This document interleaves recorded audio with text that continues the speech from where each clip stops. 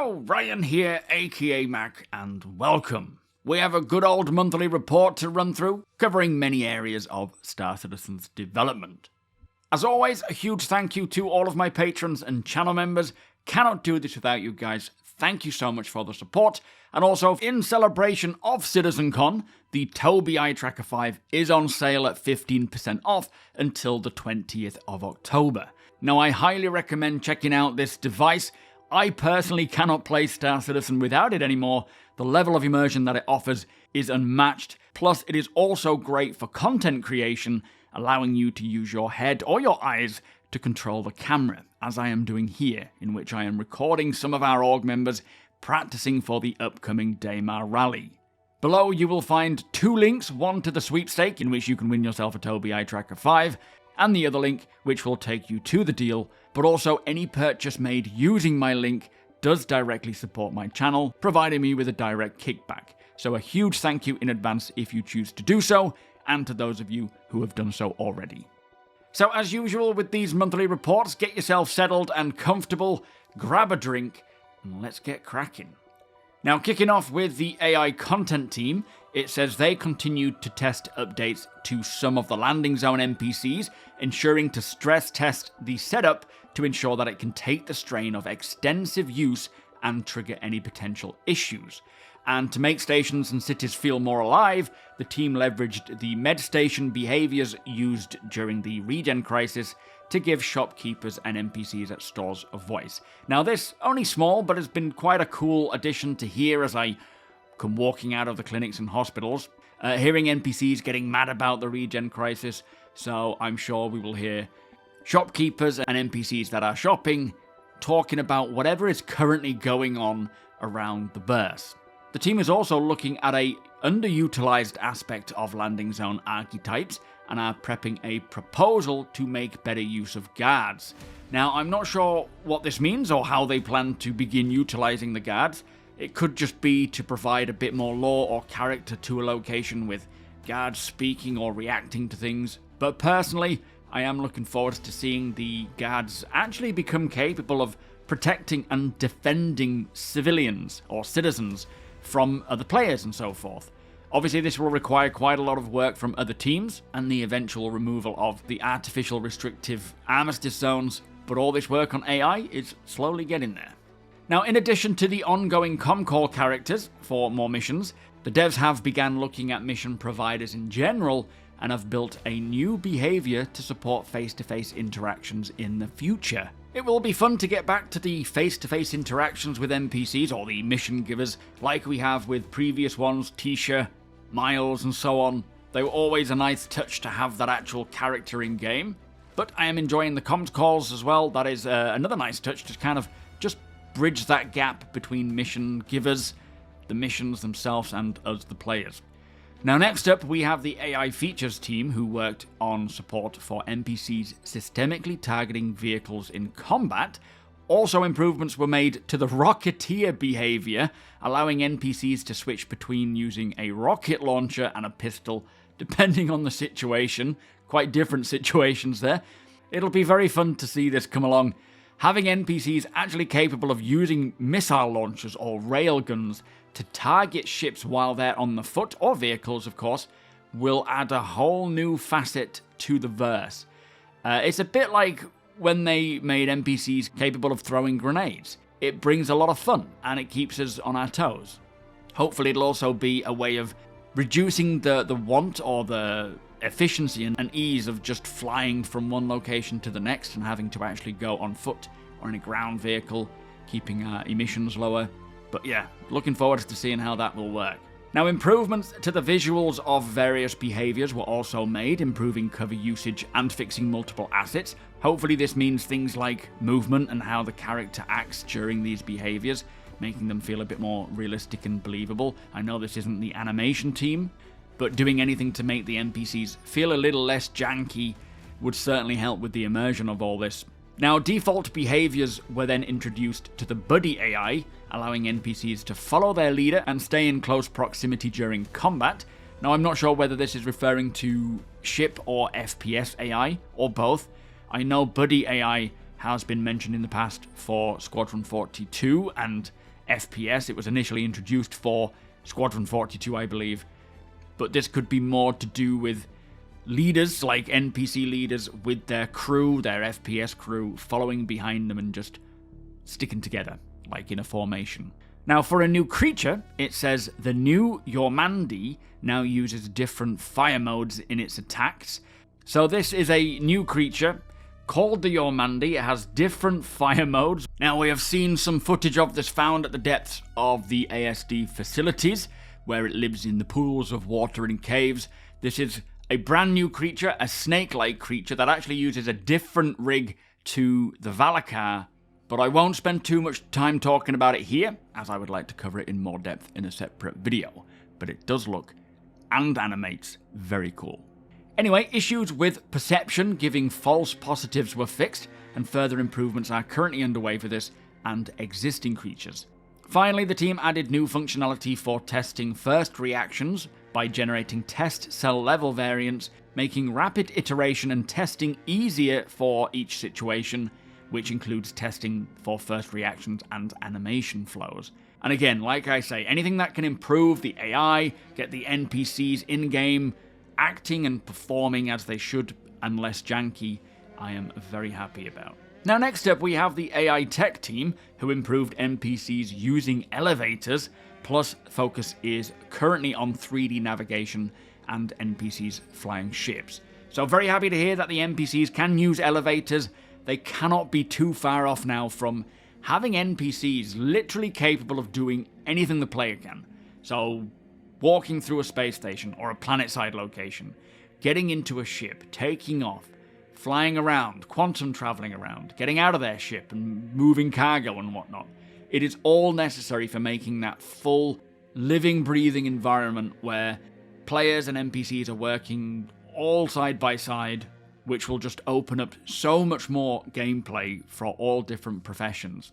Now, the team also continued to improve the flight pathfinder system and 3D collision avoidance system using the newer voxel grid approach for custom environments, with the focus being to unify the process flow with the one used for ground requests and preemptive adaptation of the pathfinder structure. Now, additionally, it says hard turns have been introduced alongside allowing ships to get nose on target more quickly, so I assume this is referring to the AI now capable of using the new flight model and all those updates, so they will be ready for when the flight model switches over, having NPCs capable of actually doing a lot more than what they're capable of now. Now, development was done on AI perception code, with the team fixing issues with knowledge escalation when seeing enemies between the primary and secondary field of view. Also, direct perception was introduced, which simulates knowledge at distance, for example when NPCs are communicating via comms, as this will enable systemic reactions to NPCs being killed while talking, even without that direct line of sight. Now, hearing about this kind of stuff makes me very happy. I am so glad to hear that they are pushing the AI stuff further than just surface level. Of course, I always assumed they would push this stuff as far as they can, but it's going to be so important to have this level of NPC ability and be deeper than this as well. So having NPCs transferring information in a realistic manner that can be bypassed if you are thinking and approaching thoughtfully rather than just guns blazing. It allows that kind of stealth and planning and waiting for your target to get into an environment that you could potentially get away with taking them down before they get to relay any information. I don't want their ability to relay information to just be automatic without it making any sense. Having them capable of systemically communicating and reacting accordingly is something I truly look forward to see in Star Citizen, and it feels like we're getting a little closer to that. So basically, shooting an NPC who is literally in the middle of communicating with another NPC will raise suspicion as to why that NPC was cut off so abruptly, and they will go and investigate. It is exciting to me to think where CIG could take their AI and their NPCs to in terms of depth, especially as they'll be making up a huge chunk of the population in the verse. Now, in other areas, updates were made to the AI sequence system. The critical flow mode for AI agents was brushed up as well, and Starscript improvements were still being made as the team improved the tool following feedback from the devs. And finally, subsumption content data improvements were made to reduce errors going forwards. Now next up, we have the AI Game Intelligence Development Team, who were focused on completing the next milestone for the Mission System 2.0, and they are currently breaking down the work and discussing the best possible path to approach the implementation. I do wonder if we will hear about the Mission System 2.0 at CitizenCon this year. It has very much been in the works for a while now, and it would be cool to hear what it is capable of, what it's going to open up to in comparison to what we already have. Now, for the animation team, they worked on an upcoming creature and boss fight alongside supporting a new mission giver, and I'm assuming this creature and boss fight are both the Yormandi with the ASD facilities and its various fire modes. Facial animation progressed through new performances that were captured in late August, and these include characters that will be present in multiple upcoming releases, including a returning ATC voice.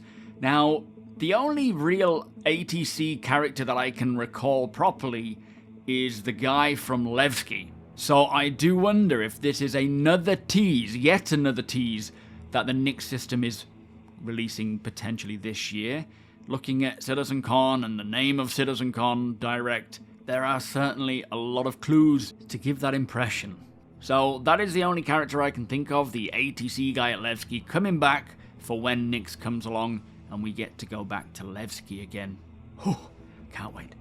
Now, the character art team finalized both new armors and a new gang, plus they continued to work on polishing this Yormandi creature. The concept art team continued iterating on new armors as well, all of which I am sure will have their own very interesting attributes when Starware comes along.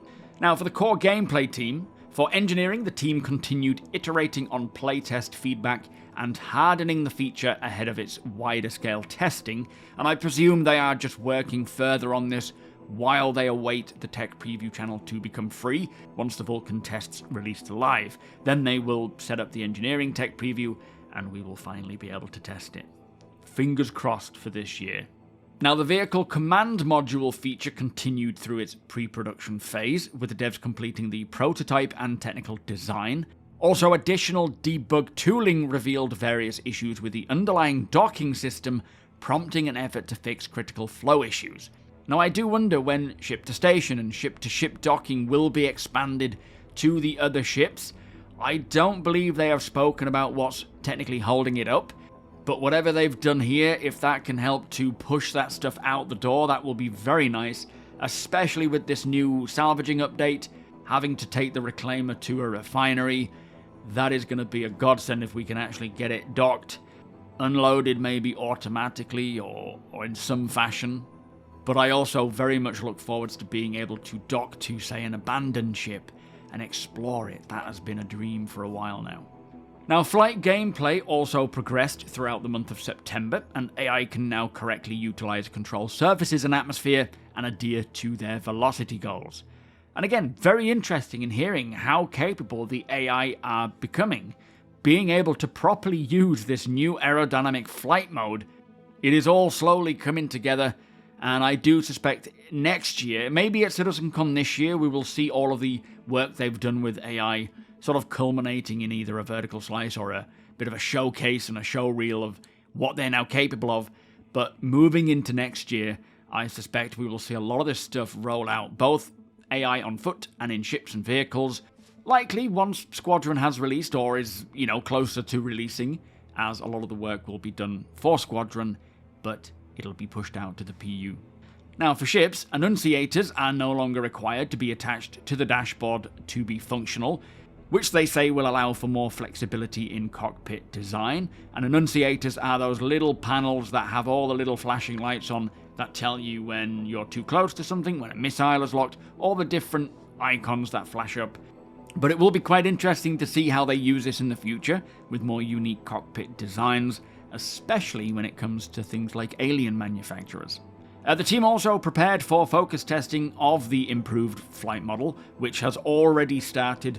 The new testing groups have had their first hands on it, and it is going to be different groups to test different types of flight, because The flight model is not only impacting 1v1 dogfighters, everybody, every type of ship needs to have a say, and they will be starting with testing focus for specific groups and then rolling it out further.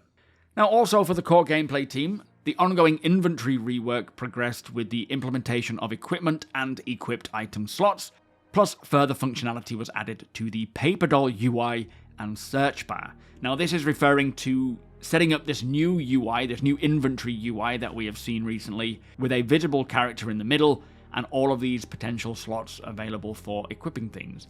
There is a lot to sort out with this UI, there is a lot of information on screen, and it definitely is in need of a good old overhaul. Right, let's move on to the economy team, who began the month exploring how to make the player's impact on freelancing commodity trading more impactful and longer lasting. And while in progress, they also adjusted offer and demand at some locations while tuning profits to fit the current level of the economy. Very interested to see what they will come up with to make freelance commodity trading more interesting, more impactful. There is a lot they could do, so I'd love to hear their thoughts on that. And we have seen a lot of adjustments to commodity prices for various things coming in Alpha 4.3.2, so that should have an impact already. Also, the team then evaluated the data on the drop rates of some rare items and made them more prevalent, plus cargo manifests found in spawned ships were redesigned so that their value doesn't undermine the intended gameplay for certain missions. Now, I do wonder when or at what point the economy will get properly hooked up with the full-on supply and demand of commodities, the cost and requirement of not just ship insurance claims, but any device, any item, but of course with ships being accurately tracked so that all the materials that go into making a ship, making their components, need to be gathered by resource gatherers, refined, and then delivered to the factory, where that item will be produced, and then the item being delivered to a store, for example. I assume crafting is the biggest part of this. Once that is out the door, then it can start to flow properly, as this will grant every single item in the game a recipe with ingredients that are required to even create that. So that would be the biggest step, I assume, to getting the economy more realistic.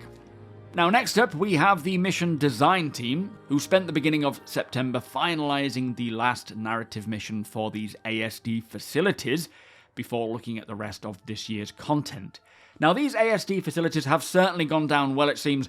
It really goes to show how well the teams can put together something detailed and interesting. The locations themselves were so cool, so I do look forward to other points of interest that they can provide to this quality, while tying all manner of missions to them, but hopefully they can utilize these ASD facilities for future missions beyond just this narrative design. They would make great little item retrieval spots where we have to go and get something for someone. That would be kind of cool. The team also reviewed bounty missions and added comms notifications for the mission provider, with this being part of the ongoing initiative to bring old missions up to the current standard. Of course, we are talking a lot longer before the bounty mechanic or profession can actually expand properly. This is just taking the missions that we already have, making them a bit more up to snuff with what we currently have, rather than let's get them to the, bounty hunting version 2 as such. And then finally, for the mission team, they worked with engineering to solve long-standing issues with spawn closets and made more fixes to the mission generation systems. So I assume this spawn closet issue is where they were overspawning NPCs. Became a bit chaotic. I didn't have enough ammunition, but it looks like it's been resolved. And hopefully they've fixed other things with spawn closets as well.